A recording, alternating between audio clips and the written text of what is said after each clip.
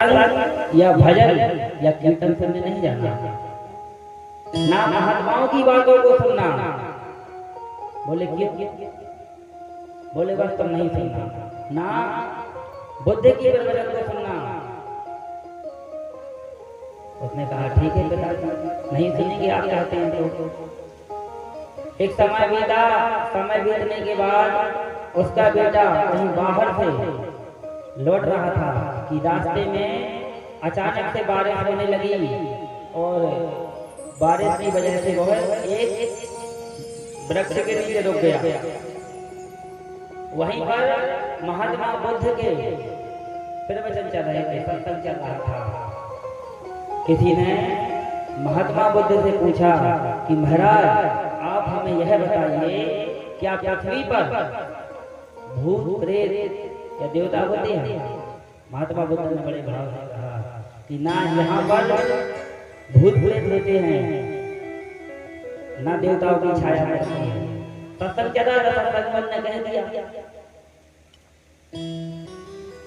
कुछ समय बीता, उसका बाप डकैती करता था। डकैती करते करते वह पकड़ा गया। जब पकड़ा गया तो राजा ने उसे बहुत मारा, बहुत पीटा और उससे पूछा कि तुम यह बताओ कि जो तुमने धन चुराया है वो धन कहाँ चुरा कर रखा है?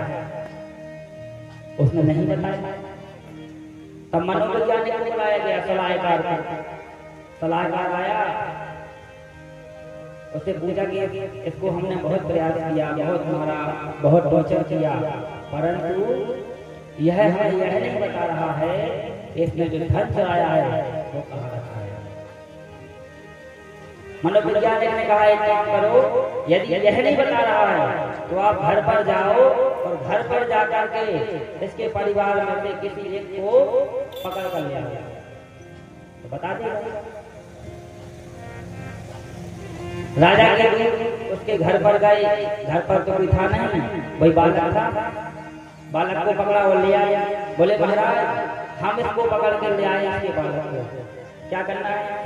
बोले एक काम करो, इसके लिए बहुत सारी शराब मदरा पिला दो। बोले ठीक है। मदरा पिला दी और कहा एक बहुत अच्छा सुंदर पंडाल बनाओ, स्वर्ग जैसा माहौल बना दो और वहां पर एक सिंहासन लगाओ, उसमें किसी को देवदूत बना करके बिठा दो। इसको शराब पिलाई और जाकर के उस सभा में खड़ा कर दिया। कहा नशे में बहुत ज्यादा था। कहा तेरी